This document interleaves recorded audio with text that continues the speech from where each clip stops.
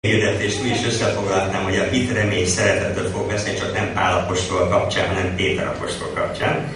Úgyhogy keressük meg a Péter első levelét, az első rész 3-tól 9. verséig tartó szakaszt fogom felolvasni, tehát a Péter első level, első rész 3-tól 9. versig. Ez az új fordításban, az új szövetségi résznek a 261. oldalán található. Ha valaki a Bírák könyvét találta meg, akkor rossz helyen keresse, lapozzon még hátrébb. Tehát ugye kétszer indul el a sorszám a Bibliában. Tehát a Péter első level, első rész 3-tól 9. versig. Olvassuk az igét. Álljunk fel az ige olvasáshoz, aki teheti. Áldott a mi Urunk Jézus Krisztus Istene és Atya, aki nagy irgalmából újjászült minket Jézus Krisztusnak a halottak közül való feltámadása által élő reménységre, arra az el nem múló, szeplőtelen és hervadhatatlan örökségre, amely a mennyben van fenntartva számotokra. Titeket pedig Isten hatalma őriz hitáltal az üdvösségre, amely készen van, hogy nyilvánvalóvá legyen az utolsó időben. Ezen örvendeztek, noha most, mivel így kellett lennie, egy kissé megszomorodtatok különféle kísértések között, hogy a ti megpróbált hitetek, amely sokkal értékesebb a veszendő, de tűzben kipróbált aranynál, Jézus Krisztus megjelenésekor méltónak bizonyuljon a dicséretre, dicsőségre és tisztességre. Őt szeretitek, pedig nem láttátok. Ő benne hisztek, bár most sem látjátok, és kimondhatatlan dicsőt örömmel örvendeztek, mert elértétek hitetek célján, lelketek üdvösségét. Úr, köszönjük, hogy rátekinthetünk és benned bízhatunk. Köszönjük, hogy Te vagy a mi reménységünk, és Te vagy a mi megváltunk. Amen.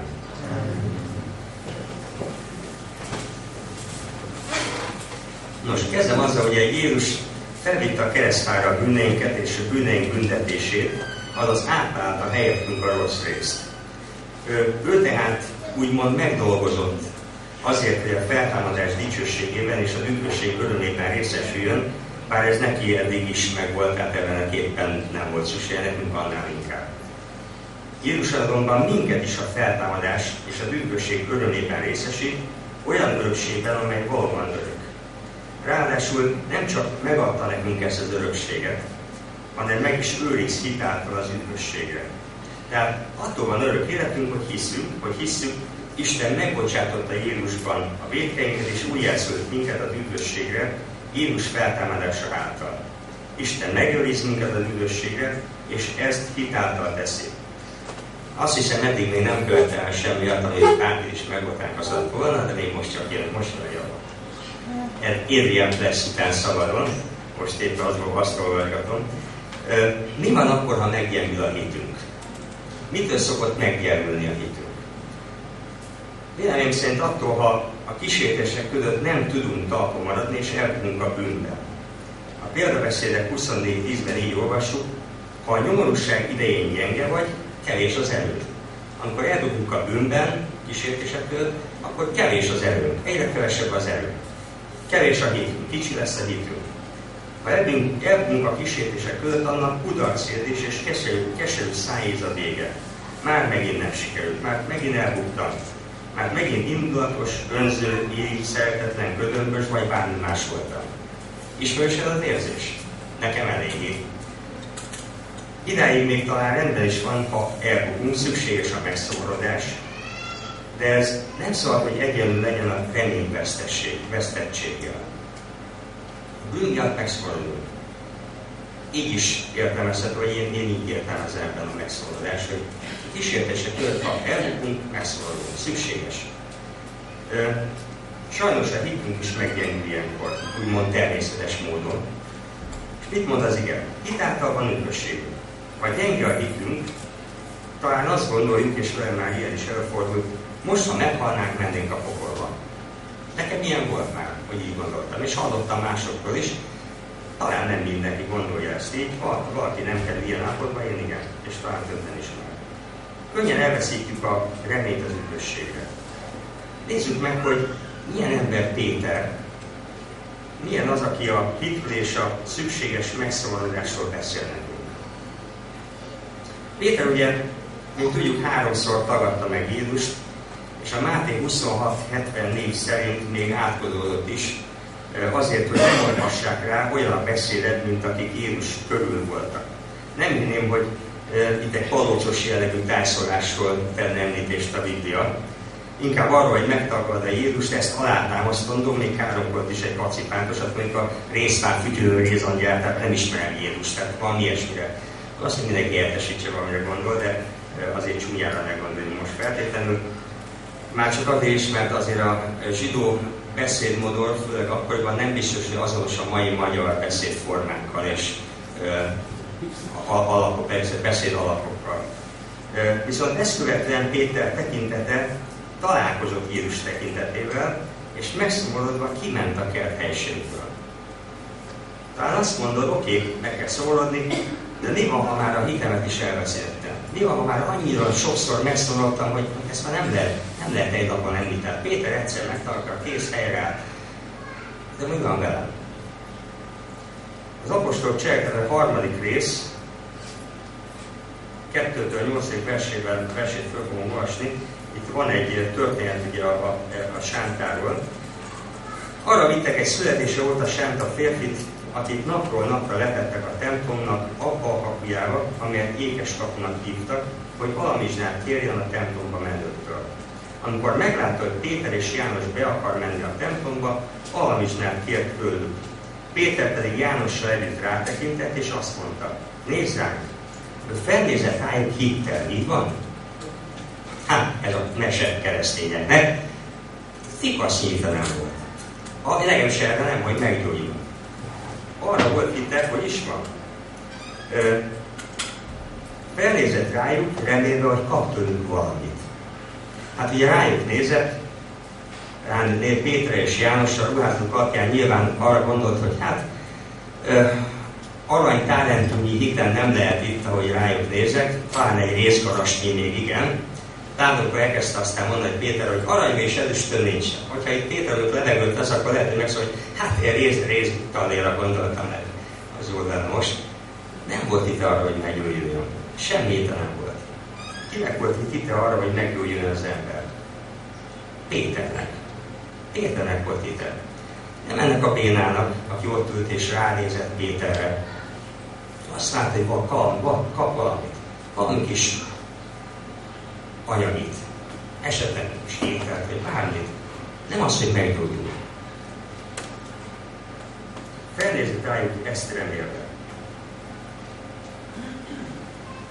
Talán úgy tűnhet időnként, hogy a hitetlenség igéit hirdetem, mint most is. Hogy látjátok, hogy nyugodtan szóljatok egyébként, tehát nyugodtan beszéljetek a fejemmel. Eszembe sincs ezt tenni, tehát nem a hitetlenséget akarom magasztalni. A hit az szükséges, nagyon fontos. Csak úgy érzem, néha többet várunk a hittől, máskor meg kevesebbet várunk a hittől. Úgy is mondhatnám, hogy mint amiről beszél. Kinek volt itt hite? Ugye a Bénának nem. Péternek igen. A Péternek is akkor volt itt hite, azért volt itt hite, mert Jézus már helyreállította az ő hitét. Neki is volt olyan alacsonyabb hite, hogy hát a bányász béka talán megtalálta volna, de nem biztos, hogy az is. Tehát nagyon alacsony volt neki is egy időben, amikor megtagadta Jézust. De neki most már volt, mert Isten helyreállította őt. Ha erős a hited, akkor Isten tőled azt várja, hogy használd, cselekedj és harcolj a hit erejével azokért, akiknek még nincs, vagy éppen nincs elég hite. Ez a feladat. Ha erős a hited, akkor Isten azt akar, hogy használd. Mások érdekében. Használd Isten országának a dicsőségére. Igen, sokszor tett említést arról, hogy valakinek erős a hite, vagy nagyobb a hite, hittelteljes és ehhez hasonló. Az ilyenektől várja ezt Jézus, hogy erősítsék a többieket. A többiek hitét. Akinek gyenge a hite, attól Jézus nem azt várja, hogy olyan hitelt tekintsen rá, hogy azt a világot meg fog most váltani. Honnan legyen hitel, amikor éppen gyermünk, éppen padlón van? Attól azt várja, hogy nézd rám, ezt mondja, és nézd rám. Semmi más nem kér tőle. Jézus véleményem szerint senkinek nem fogja azt mondani, azért nem gyógyultál meg, azért nem álltál helyre, azért nem állt helyre a hitéleted, mert kevés volt a hited. Épp ez a probléma, hogy kevés a hited. Jézus meg akarja erősíteni a hitet. Ha megerősítette a hitünket, akkor arra akar használni, hogy mi is segítsünk mások hitének a megerősítésében. Amikor gyenge a hitünk, amikor gyenge a hite valakinek, akkor nem azt várja, csak azt, hogy nézzünk rá fel.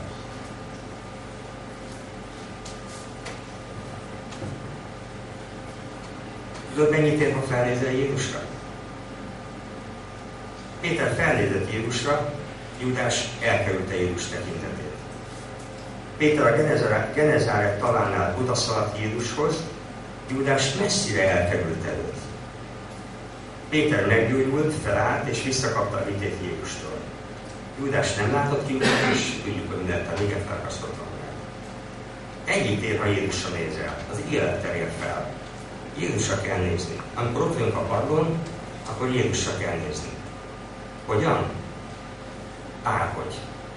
Egy kiáltás, egy szó, kinyitom a Bibliát, tök mindegy, csak nézz fel Jézusra. És tudod, mit fogsz kiolvasni Jézus tekintetéből? Nem az, hogy te szerencsétlen gyenge, hanem az, hogy rámosolyog, ahogy a tejnéni mondta. Ezt volt kiolvasni.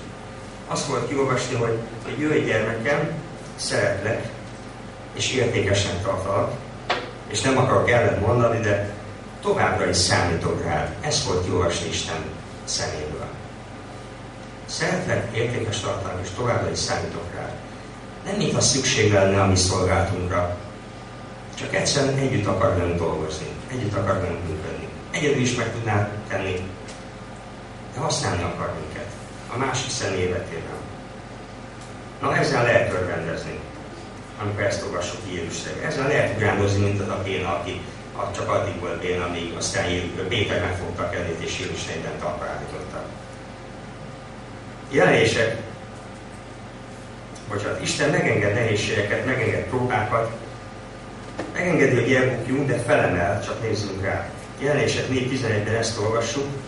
Méltó vagy Urunk és Istenünk, hogy tiéd legyen a dicsőség, a tisztesség és a hatalom. És mit olvastunk most? Jézus a dicsőségre, a dicséretre és a tisztességre akarja méltóvá tenni a mi hitünket, az ő hatalma által. Hozzá hasonló, amit ő kap, amire csak ő méltó. Azzal akar majd minket megajándékozni a hitünkét, és ilyen hitet akar kovácsolni itt a Földön, a szívünkben. Meg akar erősíteni minket, és erre mindent fel fog használni. Lehet, hogy megengedő, hogy elbukjunk, és rájönk, hogy milyen esendőek vagyunk. Lehet, hogy erősít és bántorít mindig a szolgálatban, és rájönk, hogy hú, de jó Istennel járni, de jó őt szolgálni. Lehet, hogy megengedő a hullámvölgyeket, lehet, hogy nincs arra szükség, hogy hullámvölgybe legyél, mert úgy épít Isten hitedet. De a lényeg az, hogy erősíteni akar. Mindent a jogunkra akar felhasználni. A simár időszakokat is, és a gazdag időszakokat is. Még egy mondat, amiről szeretnék itt beszélni. Őt szeretitek, ő benne hisztek és örvendeztek, mert elértétek hitetek célját, az üdvösséget. Ugye a hitről és az üdvösségről már beszéltem, de mi van szeretettel? Néha talán felmerül bennünk a kérdés, hogy szeretjük Istent igazán? Bennetek nem merült fel, bennem már régen. Szeretem Istent igazán? Olyan a viselkedésem? Olyanak az érzelmeim? Egyszer úgy érezzük, hogy szeretjük őt, máskor meg, mint a teljes közömbösség lenne a szívünkben. Mert ha úgy véljük, hogy az Isten szeretet és egyáltalán szeretet az érzelmekben mérhető le, akkor említést tennék egy díváról, aki ezt nyilatkozta körülbelül. A szerelem csak úgy jön, és annak nem lehet ellenállni. Aztán ha elmúlik, visszajelmel kell nyitottnak lenni. Ha jól emlékszem, 5 férjet emésztett föl. Ez lenne a szeretet. Ez lenne a szerelem. Ez mutatná. Jön egy érzem, aztán hát annyira buzgó voltam Isten, de most nem vagyok olyan buzgó, akkor lecserélem egy másik Istenre. Ez lenne a szeretet? Semmiképpen. Az érzelem fontos, ha nincs, kérjük Istent, hogy legyen. Fontos, hogy érezzünk. Nekünk fontos. egyik mutatója, de nem mettől szeretet a szeretet. Mi a szeretetnek, vagy a szerelemnek az érzelmek csupán egy részét képezik. Van úgy, hogy erősen átjár minket, van úgy, hogy nem érezik annyira erősnek. Van úgy, hogy tombolnak az érzelmeink, van úgy, hogy nem. A másik feltételezés, hogy akkor szeretem Istent, ha a tetteimmel bizonyítom, hogy engedelmeskedek. Ez már azért közel jár az igazsághoz. Jézus azt mondja, hogy gyümölcséről ismerjétek meg a fát, és ebből már sok mindent le lehet mérni ebből a kijelentésből. Ha engedelmes vagyok, és Isten akaratát keresem, akkor szeretem Istent. Ez egy szép kijelentés. Igaz is. Ha a feleségem kedvét keresem, akkor szeretem a feleségem. Igaz?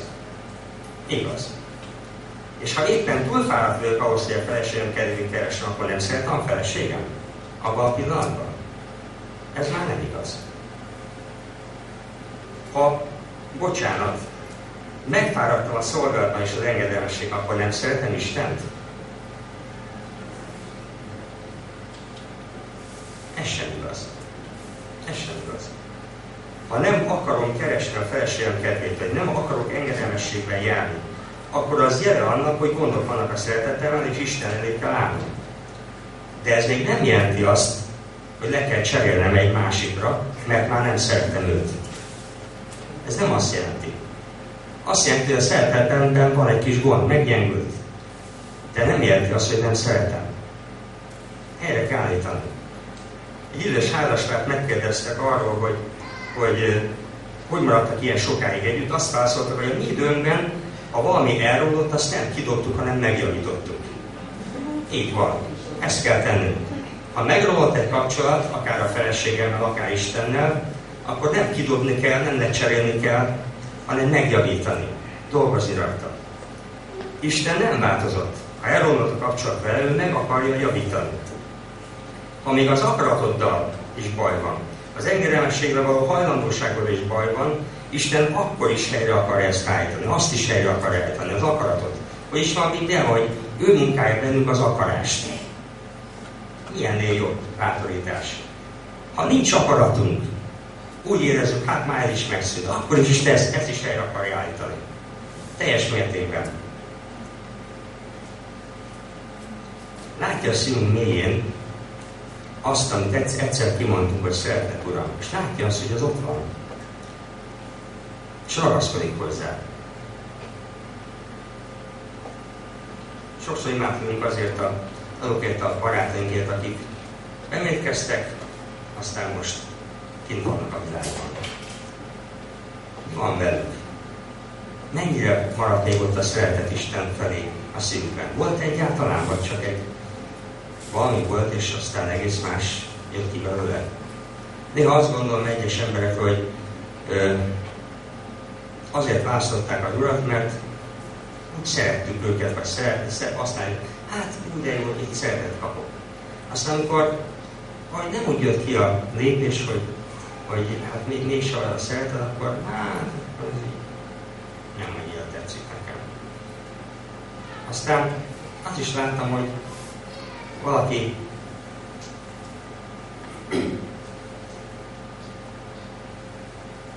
azt várta, hogy Isten majd őt fogja használni, és akkor nem, akkor leül az egész. És közben Isten ott van.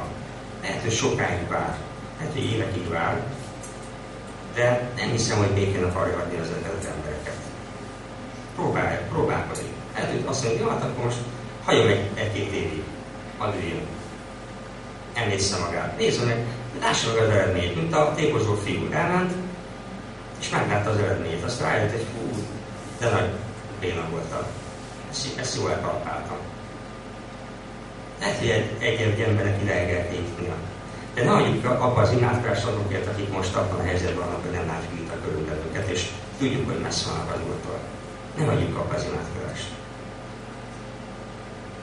Ha valaki meglátjuk azt, hogy lanyul az Isten ünnepi szeretet, ne hagyjuk abba az imádkozást, sőt, kezdjük el. Azért sem ad abba hagyni, hogy ha megvan szeretnünk, az maradjon meg, és továbbra is erősek maradjunk az Isten szeretetében. A szeretet Vélemény szerint inkább döntés kérdése. Eldöntötted, hogy szeretné akarod Istent teljes szívedből? Lehet, hogy nincs ott az akarat teljesen. Eldöntötted? Ez a kérdés. Ha eldöntötted, akkor mondd el neki, mondd el Istennek. Isten segíteni fog, és jön majd az érzelem, jönnek a tettek, jön minden, ami hozzátartozik. Isten segít. A döntésedet erősítsd meg. Ha meggyengültél a szeretetben, erősítsd meg a döntésedet. Isten ott fog, ott lesz és segít. Tőle csak azt kéri, hogy nézz Jézusra, és ne kerülj a tekintetét. Szeretném összefoglalni, amiről beszéltem, mielőtt imádkoznánk néhányan. Jézus úgy átszült minket a üdvösség reménységére, a hit által. Jézus a gyenge nátszát nem töri el, az esetet nem dugja félre az útba, hanem felemeli. Jézus újra megtölt hittel, és újra szolgálva akar állítani. Jézus segít megerősödni a hitben, az engedelmességben, a szentségben járásban és a szeretetben. És végül nézz fel Jézusra, és segíts másoknak Jézusra nézni. Nem biztos, hogy azzal segítünk, hogy ezt mondogatjuk, nézz Jézusra, nézz Jézusra, de azzal igen, hogy Jézus szeretetével közeledünk hozzájuk. Ha valakit megbotránkoztattam, akkor értem imádkozzon. Ha viszont valaki magára ismert, akkor saját magáért imádkozzon most. És most pedig szeretném, ha 2-3 személy hangosan is imádkoznak, itt az Úr erre indít.